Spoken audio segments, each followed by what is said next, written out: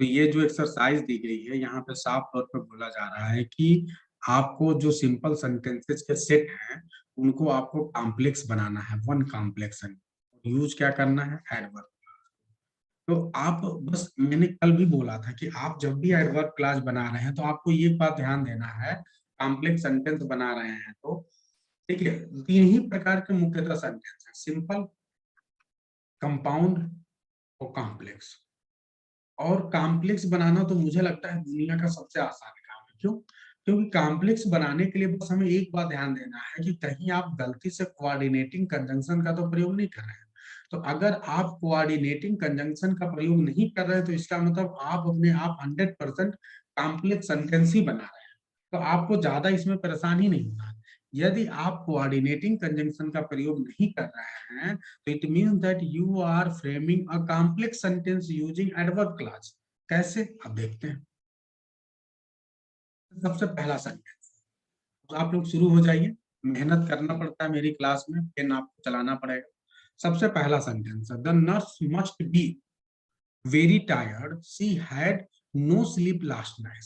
तो आप यहाँ पे ध्यान दें, सीधे सीधे, अगर नर्स जो है भैया बहुत टायर्ड है तो क्या रीजन है? क्योंकि भैया उसने पिछली रात जो है नींद नहीं ली। हम्म तो सिंपल सी बात है, अब क्या बनाएंगे, the nurse must be tired. क्यों? As she had no sleep last night. As का प्रयोग करिए, बिकॉज का प्रयोग करिए, the nurse must be tired because she had no sleep last night. ठीक है, तो दोनों प्रयोग आप कर सकते हैं, it's on your according to situation कि आप कौन से क्लास का प्रयोग कर रहे हैं, ठीक है, कौन से कंजंक्शन का प्रयोग कर रहे हैं। लेकिन एक बात ध्यान देना है कि यहाँ पे आपको कोऑर्डिनेटिंग कंजंक्शन का प्रयोग नहीं। ठीक है, अब इसको पलट के भी आप कर सकते हैं। ठीक है, एकदम सिंपल है। ठीक है, the nurse must be very tired as she had no sleep last night. एक सेकंड रुकेगा, ये क्यों बार बार इसका वो, इसका ये ड्यूरेशन वो कर दीजिए।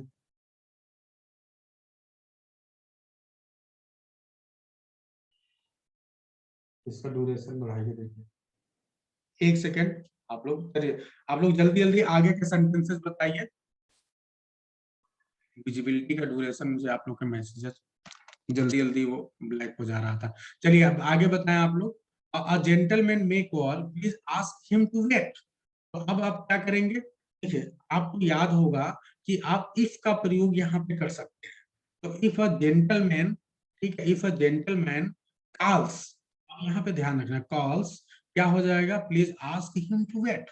तो अकॉर्डिंग टू द सिचुएशन आपको यूज करना है। ठीक है, तो यहाँ पे क्या हो जाएगा, आप इफ का प्रयोग कर दीजिए, इफ अ जेंटलमैन, जेंटलमैन, ठीक है, कॉल्स हो जाएगा। तो यहाँ पे मे शब्द आप हटा दीजिए, कॉल्स हो जाएगा, please ask him to wait. अब आगे ध्यान, ही रैन सो क्विकली ही सून ओवरटूक मी।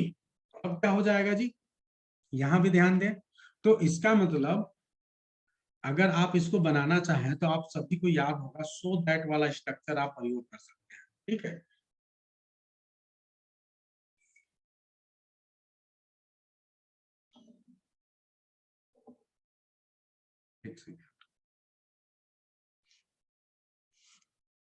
अब यहाँ पे हम क्या करेंगे, ही रैन सो क्विकली दैट, दैट का प्रयोग करना पड़ेगा। ठीक है, आपके जवाब नहीं आ रहा है, थोड़ा तेजी से आप लोग जवाब दीजिए। तो ही रैन सो क्विकली दैट, ठीक है, he soon overtook me। आगे ध्यान दें, next, I will get ready, do not go till then।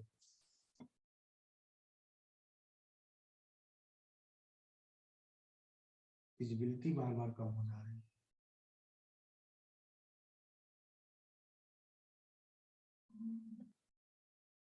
चलिए नेक्स्ट ध्यान दें यहाँ पे। चलिए तीसरा हो गया, चौथे पे आ जाते हैं। देखिए फास्ट आप लोग रिप्लाई करिए। देखिए अगर आप लोग टाइप नहीं करेंगे तो फिर तो कन्वर्सेशन नहीं बन पाएगा ना।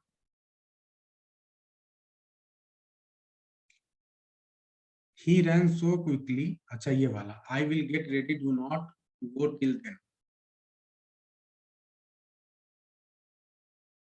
तो यहाँ क्या हो जाएगा, do not go till I get ready. ठीक है, बहुत से तरीके हैं। देखिए, आप यहाँ बोल सकते हैं do not go till I get ready. ठीक है, तो बहुत आसानी से आप कर लेंगे। देखिए कुछ तरीके आप समझिए, जैसे यहाँ डू नॉट गो टिल, अब यहाँ पे देन है ना, तो देन मतलब यहाँ वाला सेंटेंस को ये रिप्लेस करेगा, तो टिल आई गेट रेडी। आगे ध्यान दें, नेक्स्ट 5 नंबर में, he maintained in a very he maintained in a very low voice, nobody could hear it। ठीक है,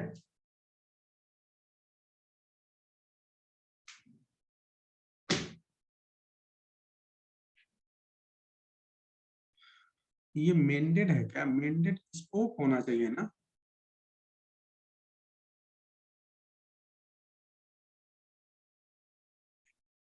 दिव्या का क्या जवाब है? He spoke in a low voice so that nobody, ठीक है, नोबडी कुड हियर, एकदम सही है।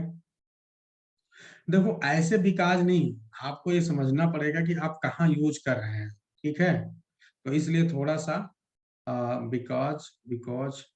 अब एक बात और ध्यान दें, आप लोग नंबर नहीं बता रहे हैं। जैसे मान लीजिए कि आप अगर 6 नंबर क्वेश्चन कर रहे हैं, तो आप नंबरिंग बताइए, आपको लापरवाही इस मामले में मत करिए, एकदम क्लियरली बताइए कि किस क्वेश्चन के लिए आप बता रहे हैं। अब हम किसके लिए समझे कि बिकॉज है। ये अगर इस तरह आप बोल रहे हैं कि nobody could hear him because he muttered in a low voice, अब सही है। ठीक है, एकदम सही है। जितने लोग बिकॉज बोल रहे हैं उनका भी सही है। ठीक है, आगे बढ़ते हैं, क्वेश्चन नंबर 7 पे चलते हैं। It was very stuffy last night I could not sleep. अब जितने भी लोग का दो आया है वो सही है। ठीक है, though it was very stuffy last night I could not, no, as होगा, एज होगा। ठीक है, इस वाली जगह पे एज का प्रयोग करिए। ठीक है, तो एज का यहाँ पे प्रयोग करिए, as it was very stuffy last night I could not sleep, ये हो जाएगा। ठीक है,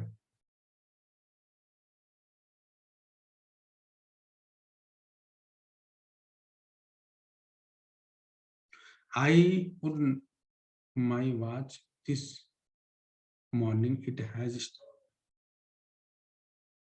यस यस, ये ना सेंटेंस में ही गड़बड़ी था। ठीक है, आई मेंडेड, ये जो मेंडेड है ना, यहाँ हो जाएगा 6 वाले में, I mended my watch this morning it has stop. लेकिन देखो ये जो आप अगर ये बोलेंगे ना कि as I mended my watch this morning it has stop, तो ये मीनिंग नहीं दे रहा है। 6 नंबर वाले क्वेश्चन में ध्यान दें। अगर आप दिव्या फिर से ध्यान दीजिए, अगर आप एज का प्रयोग करेंगे ना, तो ये दोनों मीनिंग नहीं बन पाएगा। क्यों? आप ये बोलना चाह रहे हैं कि चूंकि मैंने अपने वॉच को सुबह ही सही किया, कि यह रुक गया, ऐसा नहीं होगा। ठीक है, तो आपको ये बोलना चाहिए कि यद्यपि मैंने अपने बात को सुबह सही किया था, ठीक है, ये रुक गया, तो आपको एल दो का प्रयोग करना पड़ेगा या दो का प्रयोग करना पड़ेगा। बिल्कुल। क्वेश्चन नंबर 8 में आते हैं, और इसको ध्यान से देखना है और बताना है सभी को। Question number 8, the monsoon may break this month, otherwise the wells will run dry. तो यहाँ पे क्या आपको लग रहा है? चलिए जल्दी से बताइए आप लोग, क्वेश्चन नंबर 8 में क्या करेंगे?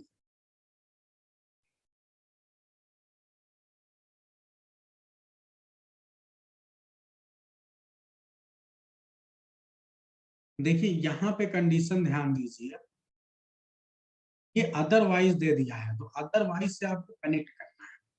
ठीक है, जो वेल्स हैं, जितने भी वेल्स हैं वो ड्राई हो जाएंगे। तो किस कंडीशन में ड्राई हो जाएंगे? यदि मानसून इस महीने नहीं होती है, यानी इस महीने मानसून यदि नहीं आता है, तो जितने भी वेल्स हैं वो ड्राई पड़ जाएंगे। तो आप इफ की बजाय जो है आप अनलेस का प्रयोग करिए। अगर आप इफ का प्रयोग करना चाहते हैं तो भी सही रहेगा, तो आपको नॉट का प्रयोग करना पड़ेगा। तो आप इसको दो तरीके से बना सकते हैं, unless the monsoon break this month the wells will run dry. एक तो ये तरीका होगा, एक इफ का भी प्रयोग कर सकते हैं, if the monsoon does not break this month. ध्यान देना है, ये सारी बातें ध्यान देना, if the monsoon does not break this month the wells will run dry. तो दोनों तरीका समझ में आया आपको? यस या नो लिख के बोलिए जल्दी से, यस या नो लिख के बताइए। एक तो अनलेस तरीका, जितने भी अनलेस वाले होते हैं ना, इनको आप इफ से भी बना सकते हैं, लेकिन जब इफ से बनाएंगे तो इफ के साथ नॉट भी आएगा। तो अनलेस चूंकि नॉट को अपने आप में लिया होता है, तो इसलिए यहाँ पे नॉट की जरूरत नहीं पड़ती। ठीक है, तो ये छोटी छोटी बातें ध्यान देना। चलिए अब क्वेश्चन नंबर 9 8 हो गया ना, 9 का। ज्यादा से ज्यादा आप लोग लिखिए, ये जो क्लास रहती है ना, ये आपको जगना है। ठीक है, आप आराम से अपनी कॉपी की बजाय मोबाइल पे लिखना है। आगे ध्यान दें, आई मे हेल्प यू, ये बड़ा अच्छा स्ट्रक्चर है। I may help you, I may not help you, you are sure to lose the game. इसका मतलब कि मैं तुम्हें हेल्प कर सकता हूँ, मैं तुम्हें हेल्प नहीं भी कर सकता हूँ। यानी इसका मतलब क्या होगा, चाहे मैं तुम्हारी मदद करूं या ना करूं, लेकिन एक बात तो श्योर है कि तुम गेम को हार। ठीक है, तो यहाँ वेदर आर का प्रयोग, वेदर आई हेल्प यू और नॉट। ठीक है, you are sure to lose the game. ठीक है, ये हो जाएगा। ठीक है, बहुत सही। चलिए क्वेश्चन नंबर 10 पे आ जाते हैं। बनाना पड़ेगा भाई, मेहनत करना पड़ेगा आप लोग, मेरे को सिर्फ मत बुलवाइए, ज्यादा ज्यादा बनाइए आप लोग। The fireman came out of the house, the roof collapsed that very moment. अब ध्यान दीजिए इस तरह के सेंटेंस को कैसे बनाते हैं। पहले ये पूरा सेंटेंस, पहले तो आप पकड़ना सीखिए कौन वाला सेंटेंस आएगा। तो the roof collapsed that very moment. ठीक है, तो अब क्वेश्चन नंबर 10 ध्यान दीजिए। दैट वेरी मोमेंट यानी एकदम ठीक उसी समय की बात हो रही है, ठीक उसी समय। तो इसका मतलब क्या होगा, जब भी कभी एकदम ठीक एकदम उसी समय की बात होगा, तो आप एज सुन एज का प्रयोग करिए, एज सुन एज। ठीक है, यानी क्या हुआ भैया, as soon as the fireman came out of the house comma the roof. ठीक है, देखिए वेन का प्रयोग आप कर सकते हैं, लेकिन वेन वो मीनिंग नहीं देगा जो एज सुन एज देता है। ठीक है, तो इसलिए ध्यान देना है कि एज सुन एज यहाँ पे ज्यादा परफेक्ट है वेन की बजाय।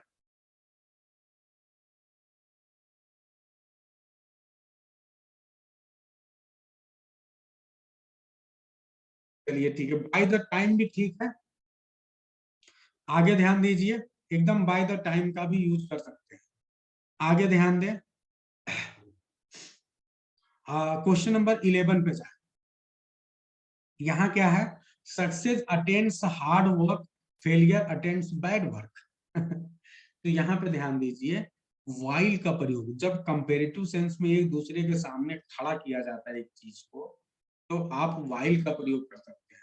ठीक है, तो वाइल का प्रयोग ज्यादा बेहतर है। अगर आप वेयर भी कर रहे हैं तो वेयर भी करेक्ट है, कोई बहुत ज्यादा वो नहीं है, कहीं कहीं वाइल भी किया जाता है, कहीं वेयर भी किया जाता है, तो दोनों एकदम करेक्ट है, कोई दिक्कत नहीं है। ठीक है, क्वेश्चन नंबर 12 पे आ जाए। 12 बहुत इंपॉर्टेंट है, ध्यान देना है। 12 if you must Hari you will miss the train otherwise आगे ना। तो अब क्या करेंगे, यहाँ पे ध्यान दीजिए, यहाँ पे कंडीशन है। यस, जब भी कंडीशन आ जाए ना, तो बिना सोचे समझे, देखो कंडीशन में दो ही दिन आए, या तो इफ आएगा, ठीक है, या तो वेदर आएगा, ठीक है, और या फिर अनलेस आएगा। ये तीन चीजें बस ध्यान दो, अगर कंडीशन आ रहा है तो ये तीन चीजों का प्रयोग करो बिना सोचे समझे। आगे ध्यान दीजिए, the delegates arrived, the discussion was resumed. तो ये यहाँ पे आप वेन का प्रयोग करो। ठीक है, क्योंकि यहाँ टाइम बाउंड नहीं हो रहा है कि कब एग्जैक्टली, एकदम तुरंत नहीं, एकदम तुरंत हो सकता है डेलीगेट आए होंगे, चाय वाय पियेंगे तब तो मीटिंग शुरू होगा। तो when the delegates arrived the discussion was resumed. तो यहाँ पे आप 13 में विन का प्रयोग करिए। क्वेश्चन नंबर 14 में आते हैं, he is very old he enjoys good health. तो यहाँ पे क्या हो जाएगा, अब देखो जब दो अपोजिट आइडिया होते हैं, तो अगर आप कोऑर्डिनेटिंग कंजंक्शन का प्रयोग करते हैं तब तो बट का प्रयोग, लेकिन क्या यहाँ पे बट का प्रयोग करेंगे? आप हमें बताओ कि अगर मैं बोलूं कि he is very old but he enjoys good health, क्या ये करेक्ट है? अगर मैं बोलूं कि he is very old but he enjoys good health, is it correct? सब अपना ही बता रहे हैं, चलो कोई बात नहीं। अगर ये आप दो एल्दो का तो प्रयोग पक्का करेंगे तो आप ये लिखना है कि दो he is very old he enjoys good, ठीक है। यस, एट का भी प्रयोग कर सकते हैं, ठीक है। आगे बढ़िए।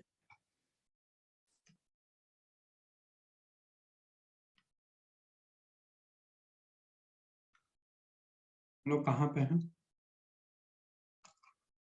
15 नंबर पे आ जाइए। No more funds are available, the work has been stopped. Fund बिल्कुल भी अवेलेबल नहीं है, वर्क जो है बंद कर दिया गया है। तो अब क्या हो जाएगा भैया? हाँ? तो यहाँ सिंपल सा, ठीक है, एज, बिकॉज, ठीक है, ठीक है। एक बात ध्यान रखना है आप लोग, जब भी कंजंक्शन प्रयोग कर रहे हैं तो मैं बार बार बोल रहा हूँ कि आपको कोऑर्डिनेटिंग कंजंक्शन का प्रयोग करना है, ठीक है। कोऑर्डिनेटिंग कंजंक्शन भी जानते रहिए कि कोऑर्डिनेटिंग, जैसे अभी किसी ने बोला सो, बताइए किसने बोला? चंचल ने बोला सो। अब बताइए चंचल, क्या यहाँ पे आप सो का प्रयोग कर पाओगे? क्या सो का प्रयोग करना सही होगा? चंचल पहले समझ गई। हाँ ठीक है, सो का प्रयोग नहीं करेंगे क्योंकि ये कोऑर्डिनेटिंग कंजंक्शन है। आगे बढ़ते हैं। No more, no more funds are available, तो यहाँ एज का प्रयोग कर लो, बिकॉज का प्रयोग भी सही है। लेकिन एक बात ध्यान रखना कि बिकॉज का प्रयोग कभी भी सेंटेंस के शुरू में बहुत कम होता है, तो इसलिए सेंटेंस के शुरू में बिकॉज का प्रयोग करने से थोड़ा सा बचा करिए आप लोग एज का प्रयोग, ठीक है। अगर मिडिल में करना है पलट के तो बिकॉज का प्रयोग कर लो, कोई दिक्कत नहीं है, ठीक है। आगे ध्यान दें, 16 नंबर पे ध्यान दें। ही saw me coming, ठीक है, ही saw me coming, he immediately took his heels। देखो जब मैंने बोला एट दैट मोमेंट या इमीडिएटली, ये आता है तो ये बताता है तुरंत, तो फिर एज सुन एज, ठीक है। अगर ठीक है तो इमीडिएटली आ जाए, एट दैट मोमेंट आ जाए तो एज सुन एज लगा दीजिए आप, बिना सोचे। 17 नंबर पे चलते हैं जी। आई मे बी, ठीक है, I may be blunt, I am at least honest, ठीक है। तो अब देखिए ये दोनों उल्टी चीजें हैं, तो यहाँ पे आप क्या करेंगे जी? अब दो का प्रयोग करें, though I may be blunt, I am at least honest, ठीक है। आगे ध्यान दें, 18 number. he was contradicted, he was annoyed। he was contradicted, he was annoyed। 18 number में क्या लग रहा है? तो यहाँ सिचुएशन क्रिएट करनी, जब सिचुएशन की बात आएगी ना तो वेन का प्रयोग किया करिए, वेन। अब देखो बट कोई बता रहा है, रुचि, आपको याद करना पड़ेगा कि जो बट है ना वो हमेशा कोऑर्डिनेटिंग कंजंक्शन, क्या है जी? कोऑर्डिनेटिंग। तो जब कोऑर्डिनेटिंग कंजंक्शन है तो उसको यहाँ पे प्रयोग ही नहीं कर सकते, ठीक है। तो अब यहाँ पे क्या करेंगे जी आप? यहाँ पे एज भी बहुत सही प्रयोग नहीं है, ठीक है। यहाँ पे ध्यान दें आप लोग, I may be blunt, I am, he was contradicted, he was annoyed. यहाँ पे एक बात ध्यान देना है कि जब ऐसी सिचुएशन आती है ना, he was contradicted, he was annoyed, ऐसी कंडीशन में मैंने बताया कि सिचुएशन की बात आएगी तो या तो वेन का प्रयोग करेंगे या वाइल का प्रयोग करेंगे अकॉर्डिंग टू द सिचुएशन। तो यहाँ पे बेहतर आपके लिए होगा वेन का प्रयोग, कि जब कभी भी उसको कंट्राडिक्ट किया जाता है तो गुस्सा होता है। तो यहाँ पे वेन का प्रयोग करना है, ठीक है। 19 नंबर, देखिए छोटी छोटी बातें समझना है, तो मैं समझाते हुए चल रहा हूँ, बहुत हड़बड़ी नहीं करना, समझते हुए प्यार से सीखते और चलिए। ही ब्लेड, ब्लेड का मतलब वही खून बहने से है, ब्लीड का ब्लेड, ही ब्लेड प्रोफ्यूजली, बहुत ज्यादा खून बह गया और वो मर गया। तो सिंपल सी बात है, तो यहाँ पे आप एज का प्रयोग करिए, क्योंकि बहुत ज्यादा खून बह गया, मर गया। तो एकदम क्लियर है यहाँ पे, तो एज का प्रयोग कर लीजिए। चलिए 20 नंबर पे आते हैं। This may be true of some, it is not true of all, ठीक है। यह कुछ के केस में सही हो सकता है लेकिन सभी के केस में सही नहीं है, ठीक है। तो यहाँ क्या करें जी? 20 नंबर बताएं जी। तो जब मतलब ये कंट्राडिक्शन वाली फीलिंग आती है तो फिर आपको दो का प्रयोग करना है। जब भी कंट्राडिक्शन वाली, भाई कुछ लोग के केस में सही है, सभी के केस में नहीं सही है, तो दो का प्रयोग करना है। आगे ध्यान दें कि रैन क्विकली सून ओवरटुक मी, ये तो पहले भी आ चुका था, क्या दोबारा आ गया? ठीक है, तो भैया वो तेजी से दौड़ा, उसने ओवरटुक ओवरटुक कर लिया मुझे, यानी इसका मतलब क्योंकि वो तेजी से दौड़ा भैया इसीलिए तो ओवरटुक कर लिया। 22 पे चलते हैं। He had left home. Your letter arrived after. ये ध्यान देना है, यानी वो घर पहुंच गया और तुम्हारा लेटर उसके बाद आया। तो अगर आप लोग बिफोर आफ्टर का प्रयोग शायद ध्यान हो तो आप लोग उसे करें। देखिए यहाँ पे क्या होगा, I had left home after your letter arrived, ये बन जाएगा। आप यहाँ पे आफ्टर का प्रयोग कर सकते हैं, बिफोर का प्रयोग कर सकते हैं, व्हेन का प्रयोग, ये तीनों प्रकार का प्रयोग। ठीक है, जब भी कोई इस तरह का सेंटेंस होता है तो तीनों प्रकार का प्रयोग कर सकते हैं। The letter arrived after I had left the home, सही है, ये भी सही है उस स्ट्रक्चर को। ठीक है, तो ये ध्यान रखना है, और बस यही ध्यान दे, भी आप इस सेंटेंस को बनाते हैं तो इसमें ये ध्यान दिया करिए कि जो स्ट्रक्चर होता है ना उसमें दो एक्शन होता है, तो जो एक्शन पहले होता है उसमें हैड का प्रयोग करते हैं, पास्ट परफेक्ट का, और जो बाद में होता है उसमें पास्ट इंडेफिनिट का प्रयोग करते हैं। बस ये बेसिक चीजें हैं, हालांकि अभी आप इसे ना समझो, जब हम पास्ट टेंस पढ़ेंगे तब डीपर लेवल पर समझेंगे। कुछ चीजें ऐसी हैं जो इसके बाहर है, उनको अभी तुरंत नहीं समझना है, जैसे ये मैं अभी जो बता रहा था, तो परेशान नहीं होना है। ये पास्ट इंडेफिनिट की जब क्लास पढ़ाई जाएगी ना, पास्ट परफेक्ट, वहां वो डीपर लेवल पे समझाया। यहाँ ध्यान दें कि सास ही डिसअपीयर्ड इमीडिएटली, अब देखो इमीडिएटली आ गया, तो इमीडिएटली आ गया तो बिना सोचे समझे एज सुन एज 24 पे आ जाइए जी। 24 क्या कह रहा है, he will not go out in the train, he is afraid of getting wait. तो यहाँ क्या हो जाएगा जी 24 में, जल्दी से बताएं।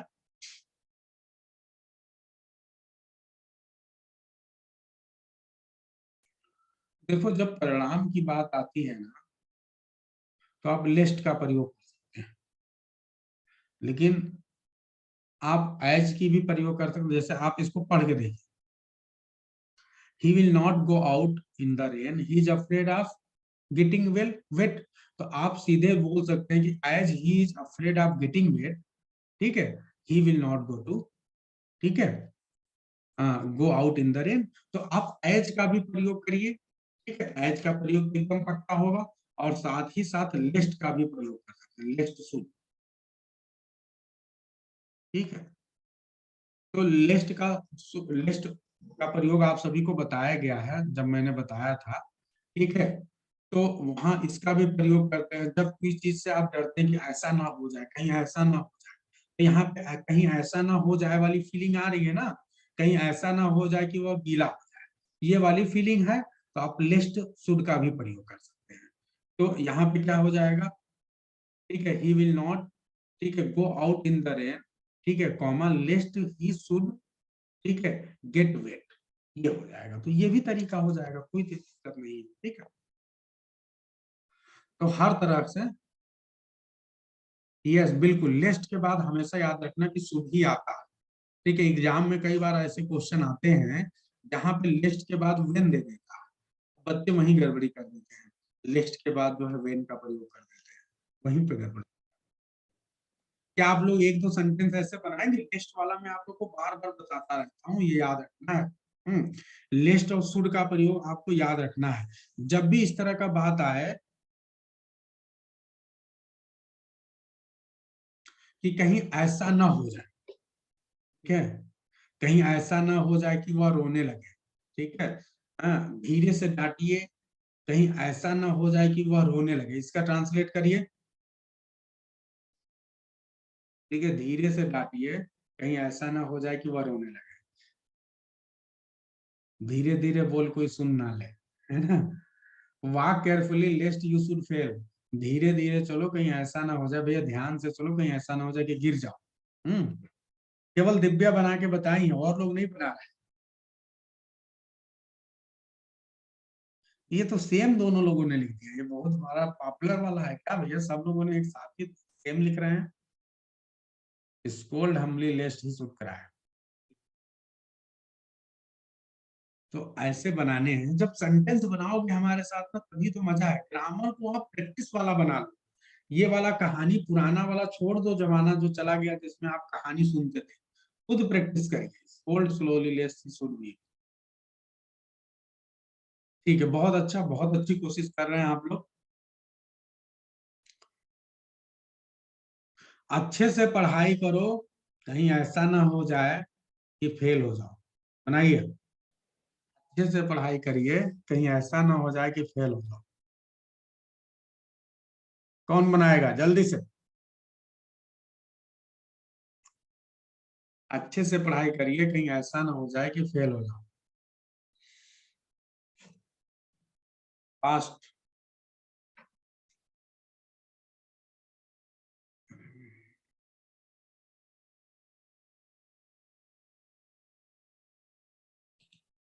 ठीक है, बहुत अच्छी कोशिश कर रहे हैं।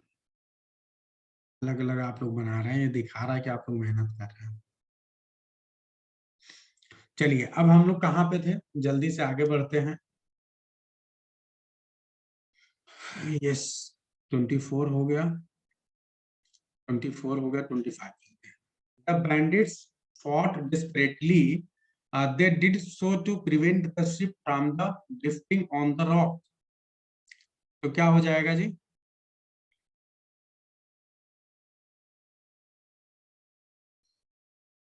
Question number 25।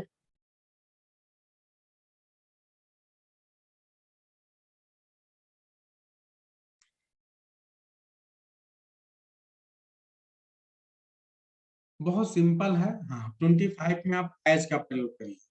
जो बैंडिट्स हैं वो बहुत डेस्परेटली जो है फाट, बहुत डेस्परेटली उन्होंने लड़ाई किया। ठीक है, तो यहाँ पे एज का प्रयोग कर लीजिए आप। 26 देखिए, the sailors cast anchor, they did so to prevent the ship from drifting on the rock. हमने ये वाला गलत पढ़ दिया था, कोई बात नहीं है, ये 25 अलग था दूसरी वाले सेंटेंस। चलिए 26 वाले में बताइए आपका क्या होगा। यहाँ पे सिंपल सा आप देखिए, जब कोई एक चीज हो उसका कोई बाद में उसका इफेक्ट हो ना, तो बीच में आप सो दैट का प्रयोग कर लिया करिए। तो यहाँ पे क्या होगा, the sailors cast anchor so that that did. ठीक है, सो दैट, और फिर उसके बाद से ध्यान देना, सो दैट के बाद क्या ये सेंटेंस क्या बनेगा, तो ये भी थोड़ा सा ध्यान देना है कि कुछ हटाना भी पड़ता है। तो सो दैट, अब यहाँ पे क्या होगा, दे डिड की बजाय यहाँ डिड को हटा दो। ठीक है, दे did so, they might prevent. ठीक है, ये हो जाएगा। ठीक है, आगे ध्यान दें। 27 नंबर पे, you make a good deal of noise, I can not work. ठीक है, यहाँ पे बहुत सिंपल, दोनों अपोजिट आइडिया है। 27 नंबर, तो यहाँ पे जब अपोजिट आइडिया है तो क्या आप करेंगे, और आपके मन में और भी क्या कौन कौन से मतलब कंजंक्शन है जो आ सकते हैं?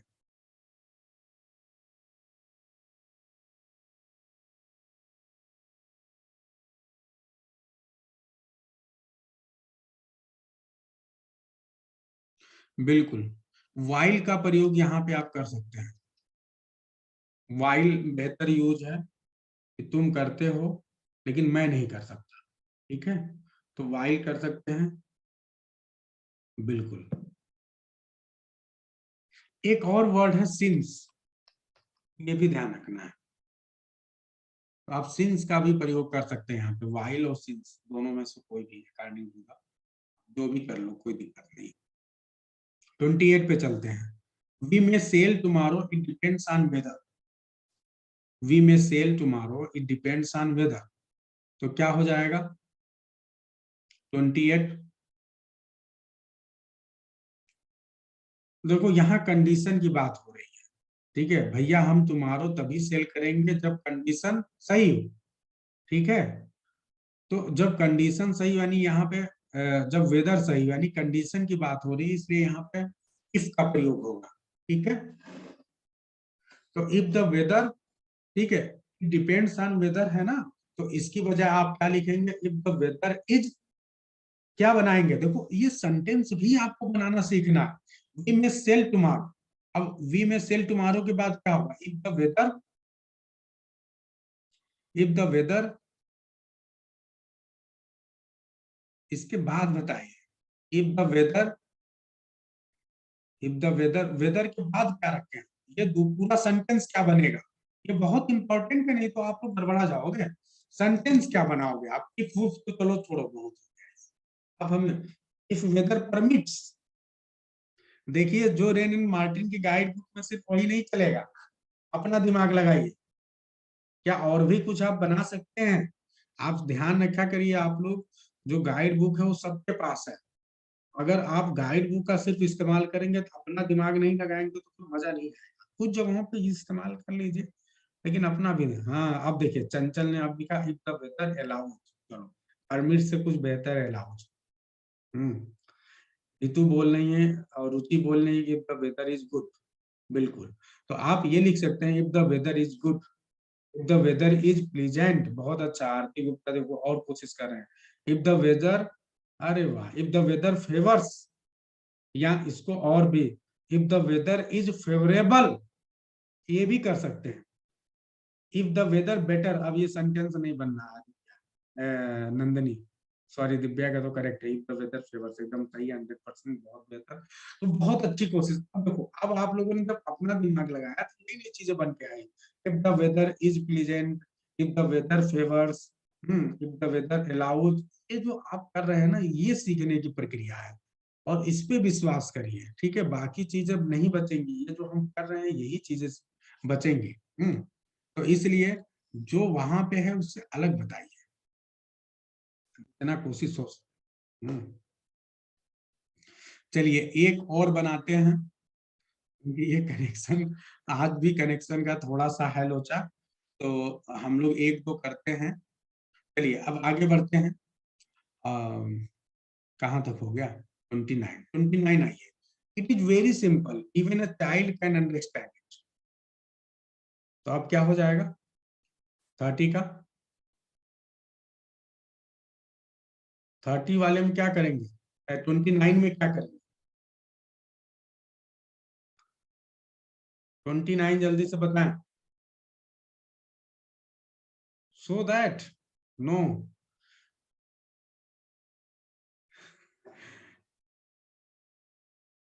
हाँ अब सही है, it is so simple, it is so simple that even a child can understand, it is so simple that even a child can understand it, बिल्कुल अब सही है, ठीक है। 30 नंबर पे आ जाइए, 30 number, he was returning from school, he was caught in a shower, क्या हो जाएगा, ये तो बहुत सिंपल है। when he was returning from the school, देखो सिचुएशन है, when he was, yes, while तो एकदम सही हो, while एकदम बहुत अच्छा, while हमने क्या बोला, जब सिचुएशन हो इस तरह का तो अब while का प्रयोग यहाँ पे क्यों ज्यादा बेहतर होगा, क्योंकि जो एक्शन है ना वो कंटिन्यूअसली चल रहा है, तो जब आपको ये दिखाई दे कि एक्शन कंटिन्यूअसली चल रहा हो, ऐसी कंडीशन में when से ज्यादा बेहतर while हो। यस, नहीं दिव्या देखो, while returning from school, while, while क्या है, सेंटेंस क्या है, yes, while he was returning from school, he was caught in a shower, क्योंकि हमें सिंपल नहीं, हमें कॉम्प्लेक्स बनाना है। ठीक है, एकदम सही है, बहुत अच्छा आप लोग कोशिश कर रहे हैं, everyone is doing very well. चलिए आगे बढ़ते हैं, 31 एकदम सही है, यस, ठीक है। 31 में क्या होगा, fast, Robinson Crusoe discovered the print of a foot on sand, he was puzzled, तो सिंपल सा है, Robinson Crusoe was puzzled, he was नहीं, अब देखो गलत हो गया, अगर आप लिख रहे हैं he was puzzled when Robinson Crusoe discovered, तो गड़बड़ हो जाएगा क्योंकि ही तब दूसरा हो जाएगा, रॉबिन्सन क्रूसो दूसरा हो जाएगा, तो आपको लिखना है कि रॉबिन्सन क्रूसो वाज पजल्ड, यही कहा जाता है, दिमाग पूरा लगाइए। तो Robinson Crusoe was puzzled when he discovered the print of a foot on the land, ये हो जाएगा। आगे 32, एक काम करते हैं, लिंक को डिस्कनेक्ट करते हैं और फिर आप लोग दोबारा कनेक्ट हो जाएंगे, ठीक है? 10 मिनट जो भी बचा है